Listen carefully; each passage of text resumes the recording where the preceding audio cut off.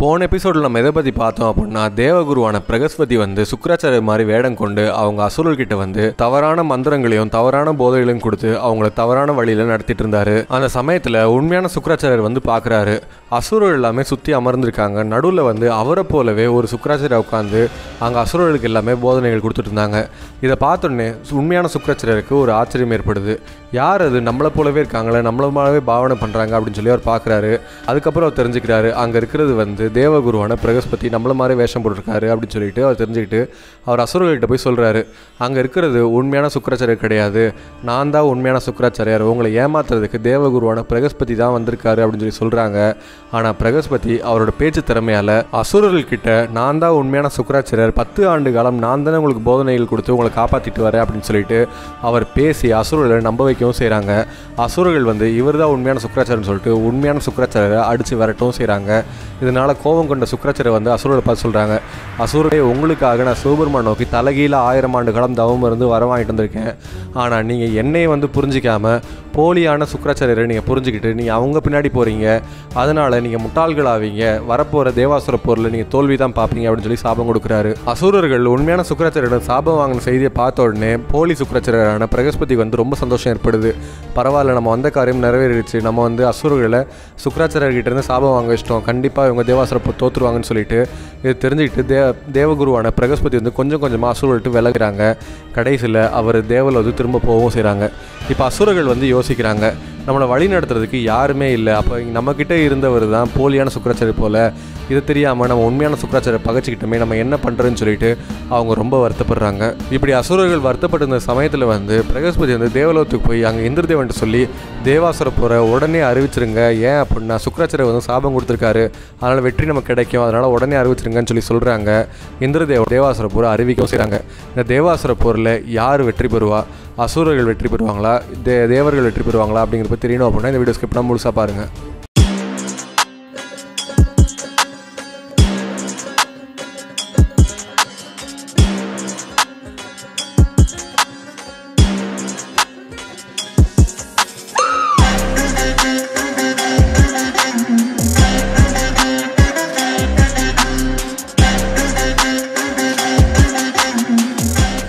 அசுரர்கள் எல்லாமே நம்மளை பொய்யா ஏமாத்திட்டு இருந்த பிரகஸ்பதி தான் நம்ம உண்மையான சுக்கிராச்சாரியர் நினச்சிட்டு அவர் பின்னாடி இருந்துட்டு நம்ம உண்மையான சுக்கிராச்சாரியரை விரட்டிட்டோமே, அவர்கிட்ட இருந்து நம்ம சாபங்கள் வேறு வாங்கிட்டோம், நம்ம என்ன பண்ணுறதுன்னு தெரியாமல் அவங்க முழிச்சிட்டு ரொம்ப வருத்தப்பட்டு இருந்தாங்க. அந்த சமயத்தில் அசுரர்கள் வந்து யோசிக்கிறாங்க, இதுக்கு மேலே நம்ம இப்படியே இருந்தோம் அப்படின்னா கண்டிப்பாக தேவாசுர போர் ஒன்று வரும், அதில் தேவர்கள் நம்மளை வெற்றி கொண்டு நம்மளை இன்னும் வந்து கஷ்டப்படுத்துவாங்க, நம்ம யார்கிட்ட போய் சரணடைகிறது அப்படின்னு தெரியாமல் அவங்க பிரகலாதன் கிட்ட போய் நடந்த விஷயத்தை எடுத்து சொல்கிறாங்க. பிரகலாதன் வந்து நடந்த விஷயத்தெல்லாம் கேட்டுட்டு அவர் சொல்கிறாரு, சுக்கிராச்சாரியர் வந்து நமக்கு தந்தை போல, நம்ம மேலே கோபம் கொள்கிறாரு அப்படின்னா அது நம்ம நல்லதுக்கு தான் கோபம் கொள்கிறாரு, அவரோட கோபம் அப்படிங்கிறது சீக்கிரம் தணிஞ்சிரும், நம்ம அவர்கிட்டே போய் சரணடைவோம், அவர் தான் நமக்கு வழிகாட்டணும், அவர் தான் நம்ம குரு, அவரோட பிள்ளைகள் தான் நம்ம அப்படின்னு சொல்லி அவர் பிரகலாதன் வந்து அசுரர்களை அழைச்சிட்டு சுக்கிராச்சாரியரை தேடி போகிறாங்க. அசுரர்கள்லாம் மொத்தமாக ஒன்று திரண்டு சுக்கிராச்சாரியர் ஆசிரமத்துக்கு வர தெரிஞ்சுக்கிட்ட சுக்கிராச்சாரியர் வந்து பயங்கர கோபமாக அவர் இருக்கார். பிரகலாதன் வந்து ரொம்ப பணிவாக சுக்கிராச்சாரியரை பார்த்து அவர் வணங்கி அவர் எனக்கு ஆசீர்வாதம் பண்ணுங்க அப்படின்னு சொல்லி கேட்குறாங்க. அப்போ சுக்கிராச்சாரியர் வந்து பிரகலாதனை பார்த்தும் மற்ற அசுரர்களை பார்த்து சொல்கிறாங்க, நான் தான் உங்களோட உண்மையான குரு கிடையாது, உங்களோட உண்மையான குரு தான் அவங்க கூடவே இருக்கார்ல, 10 ஆண்டு காலமாக அவர்களை உபதேசம் பண்ணாங்க, உங்களை வழி நடத்துனாங்கன்னு சொல்லி என்னை விரட்டி அடிச்சிங்கல்ல, அவர்கிட்டே போய் ஆசீர்வாதம் வாங்க, என்கிட்ட எதுக்கு வந்திருக்கீங்க, நீங்கள் இன்னும் பண்ணிட்டு போங்க, என்கிட்ட எதுக்கு வரீங்க அப்படின்னு சொல்லி அவர் ரொம்ப அலட்சியமாகவும் கோபத்தோடையும் பேசுகிறாரு. இதை கேட்ட பிரகலாதன் வந்து அவர் சொல்கிறாரு, குருநாதா, நாங்கள் பண்ணது தப்பு தான், ஏன் அப்படின்னா நீங்கள் வந்து சிவபெருமான் கிட்டேருந்து வரம் வாங்க போன சமயத்தில் உங்களை போலவே உருவம் கொண்டு எங்ககிட்ட வந்து நான் தான் உண்மையான சுக்கிராச்சாரியர், நான் தான் உங்களோட குரு அப்படின்னு சொல்லி எங்களை வழி நடத்துனாங்க, வந்திருக்கிறது யாருன்னு சொல்லி நாங்கள் சந்தேகப்படாமல் அவர் தான் எங்களோட குருன்னு சொல்லி நாங்கள் அவரவே ஏற்றுக்கிட்டோம், நாங்கள் பண்ண பெரிய முட்டாள்தனம் அதுதான், நீங்கள் வந்ததுக்கப்புறமாவது நாங்கள் வந்து புரிஞ்சிருந்துருக்கோம், ஆனால் அது கூட தெரியாமல் நாங்கள் ரொம்ப முட்டாளாகவே இருந்திருக்கோம், எங்களை நீங்கள் தான் மன்னிக்கணும், தெரியாமல் பண்ண தப்பு தான் இது, தெரிஞ்சே யாராவது குருநாதரை விட்டுட்டு வேற ஒரு குருக்கிட்ட போவாங்களா, நீங்கள் தான் எங்களை மன்னிச்சு எங்களை ஏற்றுக்கணும், எங்களை வழிகாட்டணும் அப்படின்னு சொல்லி அவர் கேட்குறாரு. அது மட்டும் இல்லாமல் முக்காலம் உணரக்கூடிய ஞான திருஷ்டி உங்ககிட்ட இருக்கு இல்லைங்களா, உங்கள் ஞான திருஷ்டிலே பாருங்கள், நாங்கள் ஏமாற்றப்பட்டிருக்கோமா இல்லை வேணும்ட்டே உங்களை விரட்டி அடிச்சிருக்கோமாங்கிறது உங்களுக்கே தெரியும், உங்களோட கோபம் அப்படிங்கிறது எங்களை அழிக்கணும் அப்படிங்கிற கோபம் கிடையாது அப்படிங்கிறது எனக்கு நல்லாவே தெரியும். ஒரு தந்தைக்கு வந்து குழந்தை மேலே வர கோபம் தான், அந்த கோபம் வந்து ரொம்ப ஆக்ரோஷமாக இருந்தாலும் அது உடனே தனியை செஞ்சிடும். அதே மாதிரி தான் நீங்கள் எங்கள் மேலே கோவப்பட்டிருக்கீங்க, நாங்கள் தெரியாமல் செஞ்ச தவிர எங்களுக்கு மன்னிச்சு நீங்கள் எங்களுக்கு அருள்வாளிக்கணும், உங்கள் கோபம் தணியணும் அப்படின்னு சொல்லி பிரகலாதன் சொல்கிறாங்க. சுக்கிராச்சாரியர் வந்து இதை கேட்டு ரொம்ப அமைதியாக இருக்கார். பிரகலாதன் சொல்கிறாங்க, இல்லை உங்களுக்கு வந்து உங்கள் கோபம் தான் முக்கியம், எங்கள் மேலே உங்களுக்கு அக்கறை கிடையாதுன்னு சொன்னீங்கன்னா தேவர்களால் நாங்கள் கஷ்டப்பட்டு நாங்கள் அழியிறோம், நாங்கள் பாதாளத்திலே போய் ஒளிஞ்சிக்கிறோம், எங்களால் உங்களுக்கு எந்த சிரமமும் வர வேண்டாம். அது மட்டும் இல்லாமல் நாங்கள் உங்களை குருவாக பார்க்க கிடையாது, எங்களை சொந்த தந்தை போல தான் பார்க்குறோம், நீங்களும் எங்களை அப்படி தான் பார்க்குறீங்கன்னு சொல்லி எங்களுக்கும் தெரியும். உங்கள் சீடர்கள் எல்லாமே பாதாளத்தில் போய் ஒளிஞ்சிட்டோம் அப்படின்னா சீடர்கள் இல்லாத குரு வந்து யாருக்கு உபதேசம் பண்ணுவாங்க, நீங்கள் யாருக்கு குருவாக இருப்பீங்க, இது கையில் தான் இருக்குது, நீங்கள் மனசு மாறுறீங்களா இல்லையா அப்படிங்கிறது நீங்கள் தான் முடிவு பண்ணணும் அப்படின்னு சொல்லிட்டு பிரகலாதன் ரொம்ப பணிவாக அங்கேயே நிற்கவும் செய்கிறாரு. அப்போ சுக்கிராச்சாரியர் வந்து பிரகலாதனை பார்த்து சொல்கிறாங்க, பிரகலாதா உங்கள் மேலே எனக்கு கோபம்லாம் கிடையாது, நீங்கள் பண்ணது தவறு அப்படிங்கிறத நீங்கள் உணரணும் அப்படின்னு தான் நான் நினச்சேன் இரு அப்படின்னு சொல்லிட்டு அவர் ஞான திருஷ்டியால் அவர் எதிர்காலத்தை பார்க்கவும் செய்கிறாரு. சுக்கிராச்சாரியர் எதிர்காலத்தை பார்த்துட்டு அவர் கலகலகலன்னு சிரிக்க ஆரம்பிக்கிறாரு. பார்த்து அசுரர்களுக்கு ஒன்றுமே புரியல. அப்போ சுக்கிராச்சாரியர் வந்து அசுரர்களை பார்த்து சொல்கிறாங்க, அசுரர்களே நீங்கள் பயப்பட வேண்டாம், தேவர்கள்கிட்ட இருந்து நீங்கள் கஷ்டமும் பட வேண்டாம், நீங்கள் தேவாசுர போரில் கலந்து கொள்ளவும் வேண்டாம், அது மட்டும் இல்லாமல் நீங்கள் பாதாளத்தில் போய் கஷ்டப்படவும் வேண்டாம் அப்படின்னு சொல்லி அவர் சொல்கிறாரு. இதை பார்த்தோன்னே அசுரர்களுக்கு ஒரு வகையில் ஒரு சந்தோஷம் ஏற்படுது. இருந்தாலும் இது எப்படி அவங்க தான் தேவாசுர போர் அறிவிச்சிட்டாங்களே அப்படின்னு சொல்லிட்டு இவங்க நினைக்கிறாங்க. அப்போ சுக்கிராச்சாரியர் வந்து சொல்கிறாங்க, காலத்தின் விதிப்படி தான் நம்ம இந்த நிலைமையில் இருக்கோம், இந்த நிலைமை வந்து இப்படியே இருக்காது, நமக்கான நேரம் வரப்போகுது, நமக்கான காலம் வரப்போகுது, அதனால் நம்ம கொஞ்சம் பொறுமையாக இருக்கணும். இதுக்கு முன்னாடி பிரகலாதனோட பேரனான பலிக்கிரவர்த்தி வந்து 10 யுகங்களாக ஆட்சி பண்ணிகிட்டு இருந்தார். அன்னைக்கு நம்மளோட காலம் அப்படிங்கிறது நமக்கு சாதகமாக இருந்துச்சு, நம்ம கைகள் ஓங்கி இருந்துச்சு. அன்னைக்கு தேவர்கள் ஏகப்பட்ட கஷ்டங்களை அனுபவிச்சாங்க.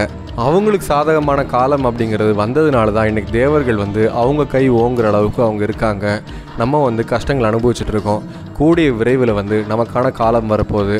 அந்த காலம் வந்துச்சு அப்படின்னா திரும்ப மகாபலி சக்கரவர்த்தி வந்து 7-14 லோகத்துக்கும் ஏகாதிபத்திய சக்கரவர்த்தியாக மாறி அவர் ஆட்சி பண்ணவும் போகிறாரு அப்படின்னு சொல்லி சொல்கிறாங்க. இதை கேட்டு அசுரர்கள் எல்லாமே ஒரு யோசனையோடு நிற்கிறாங்க. அப்போ சுக்கிராச்சாரியர் வந்து கேட்குறாரு, நீங்கள் ஏன் யோசிக்கிறீங்க அப்படிங்கிறது எனக்கு தெரியும். ஏன் அப்படின்னா மகாவிஷ்ணு வந்து வாமனாவதாரம் எடுத்து வந்து மகாபலி சக்கரவர்த்தி வெளியே வர முடியாமல் அவங்க வந்து பாதாளத்தில் தள்ளவும் செஞ்சாங்க இல்லையா. இவன் மகாபலி சக்கரவர்த்தி எங்கே இருக்காருன்னு தெரியல. அப்படிங்கிறப்போ திரும்ப அவர் எப்படி ஏகாதிபதி சக்கரவர்த்தி வருவாங்க அப்படின்னு சொல்லி நீங்கள் நினைக்கிறீங்க அப்படிங்கிற விஷயம் வந்து எனக்கு தெரியும் அப்படின்னு சொல்லி சுக்கிராச்சாரியர் சொல்கிறாங்க. அப்போ அசுரர்கள் எல்லாமே ஆமாம் அதுதான் நாங்களும் நினைக்கிறோம் அப்படின்னு சொல்லி சொல்கிறாங்க. அப்போ சுக்கிராச்சாரியர் வந்து சொல்கிறாங்க, நான் எதிர்காலத்தை பார்த்துருக்கேன், கூடவே சேர்ந்து கடந்த காலத்தையும் நான் பார்த்துருக்கேன், எதிர்காலத்தில் என்ன நடக்க போகுது நான் சொல்லிட்டேன், இது எதனால் நடக்க போகுது அப்படிங்கிற விஷயத்தை நான் உங்களுக்கு சொல்கிறேன் கேளுங்க அப்படின்னு சொல்லி அவர் சொல்கிறாரு. அப்போ அசுரர்கள் எல்லாமே ரொம்ப ஆர்வத்தோட கவனமாக கவனிக்கிறாங்க. அப்போ சுக்கிராச்சாரியர் வந்து அசுரரை பார்த்து சொல்கிறாங்க, மகாவிஷ்ணு வந்து வாமனாவதாரம் எடுத்து வரப்போ எனக்கு வந்து 3 அடி நிலம் வேணும் அப்படின்னு சொல்லி அவர் தானமாக கேட்டிருந்தாரு. மகாபலி சக்கரவர்த்தியை 3 அடி நிலத்தை கொடுக்குறேன்னு சொல்கிறப்போ அவர் 3 உலகங்களையும் அளந்து அவர் தானமாக வாங்கிக்கோ செஞ்சாங்க. இப்படி மகாவிஷ்ணுவுக்கு மகாபலி சக்கரவர்த்தி வந்து தானமாக இந்த 3 உலகங்களையும் கொடுத்ததுனால மகாபலி சக்கரவர்த்திக்கு புண்ணியம் அப்படிங்கிறது அதிகமாக சேர்ந்துருச்சு. இப்போ இந்த தானம் கொடுத்த புண்ணியத்தின் பலனாக மகாபலி சக்கரவர்த்தி வந்து அவர் அரசராக தான் இருந்திருக்கணும். ஆனால் மகாவிஷ்ணு வந்து அவரை அரசராக வைக்காமல் அவர் வந்து பாதாளத்தை தள்ளவும் செஞ்சார். அந்த சமயத்தில் மகாவிஷ்ணு வந்து மகாபலி சக்கரவர்த்திக்கு ஒரு வரமும் கொடுக்குறாரு. என்ன அப்படின்னா, மகாபலி சக்கரவர்த்தியை கவலைப்படாத, இன்றைக்கி உன்னோட அரச பதவி அப்படிங்கிறது பறிவு இருக்கலாம். சரியாக பார்த்தோம் அப்படின்னா சாவர்ணிகா மனு காலத்தில் வந்து நீ திரும்ப ஏகாதிபதி சக்கரவர்த்தியாக வருவ, 7-14 லோகத்தோடு நீ தான் ஆட்சி பண்ணுவ, அது வரைக்கும் நீ பாதாளத்தில் இரு அப்படின்னு சொல்லி மகாவிஷ்ணு வந்து மகாபலி சக்கரவர்த்திக்கு அவர் ஆசிராங்கள் பண்ணி இந்த வரமும் கொடுக்க செஞ்சார். அதனால தான் மகாபலி சக்கரவர்த்தி வந்து எந்த பிரச்சனைக்கும் போகாமல் அவர் பாதாள லோகத்திலே வந்து இருக்கிற இடம் தெரியாமல் அவர் மறைஞ்சி வாழ்கிறாரு அப்படின்னு சொல்லி சுக்கிராச்சாரியர் வந்து அசுரர்களை பார்த்து சொல்கிறாங்க. அது மட்டும் இல்லாமல் சுக்கிராச்சாரியர் வந்து அசுரர்களை பார்த்து சொல்கிறாங்க, அந்த சாவர்ணிகா மனு காலம் அப்படிங்கிறது வரத்துக்கு ரொம்ப நாள் கிடையாது, இன்னும் கொஞ்சம் வருஷத்துலேயே வந்து நமக்கான நேரம் வந்துடும். அந்த சாவர்ணிகா மனு காலம் வந்ததுக்கப்புறம் மகாபலி சக்கரவர்த்தி திரும்ப ஏகாதிபதி சக்கரவர்த்தி ஆவார். அன்னைக்கு அசுரர் கை ஓங்கி இருக்கும். அதனால் நீங்கள் கவலைப்படாதீங்க, இப்போதைக்கு நீங்கள் வந்து போர் பண்ணாமல் எந்த ஒரு பிரச்சனைக்கும் போகாமல் நீங்கள் பாதாளத்திலே பதுங்கியிருங்க, உங்களுக்கு இது ஓய்வெடுக்கிற நேரமாக நீங்கள் நினச்சிக்கோங்க அப்படின்னு சொல்லி அவர் சொல்கிறாரு. சுக்கிராச்சாரியர் சொன்ன விஷயங்களை கேட்ட அசுரர்கள் வந்து சுக்கிராச்சாரியர் பார்த்து கேட்குறாங்க, நீங்கள் சொல்கிறதெல்லாம் சரிதான், இந்த காலவசத்தினால தான் இன்றைக்கி தேவரோட கை ஓங்கியிருக்கு, இன்னும் கொஞ்ச நாளில் எங்களுக்கான காலம் வந்ததுக்கப்புறம் அசுரரோட கை ஓங்கும் அப்படின்னு சொல்லி சொல்கிறீங்களே, இந்த காலவசம் என்ன அவ்வளோ கஷ்டமானதா, இல்லை இது வந்து அவ்வளோ நேர்த்தியானதா, எல்லாருமே இதை அனுபவிச்சு தான் ஆகணுமா, எதனால் இந்த காலத்தினால இப்படி ஏற்றத்தாழ்வுகள் இருக்குது அப்படின்னு சொல்லி அவங்க கேட்குறாங்க. அது மட்டும் இல்லாமல் இந்த காலவசத்தின் படி தான் வந்து மகாபலி சக்கரவர்த்தியே வந்து இன்றைக்கி மறைஞ்சி வாழ்கிறாரு நீங்கள் சொல்கிறீங்க இல்லையா? அவர் எங்கே மறைஞ்சி வாழ்கிறாரு, அவர் மறைஞ்சி வாழ்கிறதுக்கான காரணம் என்ன அப்படிங்கிறத நீங்கள் எனக்கு சொல்லணும் அப்படின்னு சொல்லி அசுரர்கள் கேட்குறாங்க. அசுரர்கள் கேட்டதை பார்த்து சுக்கிராச்சாரியர் வந்து அசுரர்களை பார்த்து சொல்கிறாங்க, அசுரர்களே காலத்தின் படி தான் வந்து எல்லாமே இயங்குது, எல்லாமே காலச்சக்கரத்துக்கு உட்பட்டதாக தான் இருக்குது. இந்த காலச்சக்கரத்தின் படி உங்களுக்கான நேரம் வரப்போ நீங்கள் வந்து சேர்ந்து ஓங்குவீங்க, உங்களுக்கான நேரம் இல்லாதப்போ நீங்கள் கொஞ்சம் தளர்வடைஞ்சிருப்பீங்க. இந்த உங்களுக்கான நேரம் வந்தாலும் சரி, உங்களுக்கான நேரம் வரலனாலும் சரி, இதுக்கு இடையில் நீங்கள் வாழ்கிற வாழ்க்கை அப்படிங்கிறது நீங்கள் செய்யக்கூடிய புண்ணிய பாவத்தின் கணக்குப்படி நீங்கள் நல்லா வாழ்கிறதும் கஷ்டப்படுறதும் அது உங்கள் கையில் தான் இருக்குது. இந்த காலத்தின் விதிப்படி தான் நல்ல அரசாட்சி பண்ணிகிட்டு இருந்த இந்த மகாபலி சக்கரவர்த்தியும் இன்றைக்கி மறைஞ்சி வாழ்கிற ஒரு சூழல் ஏற்பட்டிருக்கு. இந்த மகாபலி சக்கரவர்த்தி எங்கே இருக்காரு அப்படின்னு சொல்லி பார்த்தோம் அப்படின்னா, இவர் ஒரு கழுதை உருவம் கொண்டு பாலடைஞ்ச ஒரு வீட்டுக்குள்ளே தான் அவர் வாழ்ந்துட்டுருக்காரு. இப்படி மகாபலி சக்கரவர்த்தி கழுதையாக வாழ்ந்துட்டு இருந்த ஒரு சமயத்தில் வந்து இந்திரதேவன் வந்து மகாபலி சக்கரவர்த்தி எதிர்ச்சியாக பார்க்குறாங்க. அப்போ இந்திரதேவன் வந்து இந்த கழுதை நான் எங்கேயோ பார்த்தா மாதிரியே இருக்கே, இது யாரையோ என்னை ஞாபகப்படுத்துகிற மாதிரியே இருக்கே அப்படின்னு சொல்லி உத்து பார்க்குறாங்க. பார்த்ததுக்கப்புறம் தெரிஞ்சு அந்த கழுதை உருவத்தில் இருக்கிறது மகாபலி சக்கரவர்த்தி தான் தெரிஞ்சுக்கிறாரு. அப்போ இந்திரதேவன் வந்து மகாபலி சக்கரவர்த்தி பார்த்து சொல்கிறாங்க, பலி சக்கரவர்த்தியை 17-14 லோத்தி ஆட்சி பண்ணிட்டு இருந்த நீங்கள் வந்து இன்றைக்கி ஒரு கழுதையாக இருக்கீங்க. மகாபலி சக்கரவர்த்தி அப்படின்னு சொல்லி உங்களுக்கு பெருமையாக அழைச்சிட்டு இருந்த நீங்கள் வந்து உங்களை கழுதை அப்படின்னு சொல்லி அழைக்கிறதும் உங்களுக்கு பெருமையாக இருக்கா? எதனால் இப்படி நீங்கள் மறைஞ்சி வாழ்ந்துட்டுருக்கீங்க? உங்களுக்கும் இப்படி ஒரு காலம் வரணுமா அப்படின்னு சொல்லி இந்திரதேவன் வந்து மகாபலி சக்கரவர்த்தி பார்த்து கேட்குறாங்க. பலி சக்கரவர்த்தி வந்து சொல்கிறாங்க, அவங்கவுங்களுக்கான நேரம் வந்து சரியில்லை, அவங்கவுங்களுக்கான காலம் சரியில்லை அப்படின்னா கண்டிப்பாக அவங்க வேறு உருவம் கொண்டோ இல்லை வேறு இடத்துல போய் ஒளியை செய்வாங்க. இந்திரதேவனே, இது உனக்கு தெரியாதா? நீயே வந்து ஒரு சமயம் பிரம்மஹஸ்தி தோஷம் செஞ்சுட்டு பிரம்மஹஸ்திக்கு பயந்து தாமரை நாளத்தில் போய் ஒளிஞ்சிட்டு இருந்த ஆள் தானே, நீ என்கிட்ட வந்து கேள்வி கேட்குறியே? இப்படி கழுதை உருவத்தில் இருக்கிறதுனால எனக்கு எந்த கஷ்டமும் வரல, அதனால் நான் இதை பற்றி எதுவும் நினைக்கவும் இல்லை அப்படின்னு சொல்லி அவர் சொல்கிறாரு. அப்போ இந்திரதேவன் வந்து சொல்கிறாங்க, காலம் அப்படிங்கிறது உங்களையும் என்னை தான் ஆட்டி படைக்குது போல் அப்படின்னு சொல்லி அவங்க சொல்கிறாங்க. அப்போ மகாபலி சக்கரவர்த்தி வந்து சொல்கிறாங்க, காலம் உன்னை என்னை மட்டும் ஆட்டி படைக்க கிடையாது, அந்த மகாவிஷ்ணுவே ஆட்டி படைக்குது. அதனால தான் அவர் வந்து மீன் அவதாரம் எடுத்திருக்காரு, ஆமையா எடுத்திருக்காரு, வராக அவதாரம் எடுத்திருக்காரு. அவரும் வந்து காலத்துக்கு தகுந்த மாதிரி அவரோட உருவங்களை மாற்றி தான் அவரும் வாழ்ந்துட்டுருக்காரு. காலம் அப்படிங்கிறது எல்லாருக்குமே பொதுவானது தான். காலச்சக்கரத்தின் படி தான் இந்த 3 உலகங்களும் இயங்குது அப்படிங்கிறது நமக்கு எல்லாருக்குமே தெரியும் அப்படின்னு சொல்லி அவர் சொல்கிறாங்க. இந்திரதேவனும் ஆமான்னு சொல்லி அவர் ஒப்புக்கொண்டு அவர் போகவும் செய்கிறாரு. இந்த செய்தி வந்து சுக்கிராச்சாரியர் வந்து அசுரர்கள்ட்ட சொல்கிறாங்க. அப்போ அசுரர்கள் வந்து காலத்தின்படி தான் எல்லாமே நடக்குது அப்படின்னா உங்கள் பேச்சை கேட்டு நாங்களும் பாதாளத்தில் போகிறோம், ஏன் அப்படின்னா எங்களுக்கான காலம் வர வரைக்கும் நாங்கள் கொஞ்சம் அமைதியாக இருக்கோம் அப்படின்னு சொல்லி அவங்க சொல்கிறாங்க. சில அசுரர்கள் வந்து சுக்கிராச்சாரியரை பார்த்து சொல்கிற, காலம்தான் எல்லாம் நிர்ணயிக்குது, காலத்தின்படி தான் எல்லாம் நடக்குதுன்னு சொல்கிறது எல்லாமே சோம்பேறிகளுக்கும் கோழைகளுக்கான பேச்சு. நாங்கள் வந்து சோம்பேறிகளும் கிடையாது, நாங்கள் வந்து கோழைகளும் கிடையாது. தேவர்களை எதிர்க்கிற அளவுக்கு எங்கிட்ட பலமும் இருக்குது, மனசில் தைரியமும் இருக்குது. நாங்கள் போராடணும் அப்படின்னா கண்டிப்பாக ஜெயிக்க முடியும். எப்போவுமே வந்து ஒருத்தனோட இயலாமை வந்து மேற்கோள் காட்டுறதுக்கு தான் அவங்க காலத்து மேலே பழிய போடுவாங்க. நாங்கள் வந்து இயலாமையோடலாம் கிடையாது, உங்களோட பேச்சை கேட்கணுன்ற அவசியமும் எங்களுக்கு கிடையாது. எங்ககிட்ட பலமும் இருக்குது, தைரியமும் இருக்குது. முயற்சி பண்ணோம் அப்படின்னா கிடைக்காதுன்னு எதுவுமே கிடையாது. தேவர்களோட தேவாசுர போரில் அவங்கள எதிர்த்து நாங்கள் போர் பண்ணுறோம். எங்களோட முயற்சியால் தேவர்களை வெற்றி அடைஞ்சு நாங்கள் வந்து நீங்கள் சொன்னது தப்பு அப்படின்னு சொல்லி நிரூபிக்கிறோம் அப்படின்னு சொல்லி அசுரர்கள் வந்து கொந்தளிக்கிறாங்க.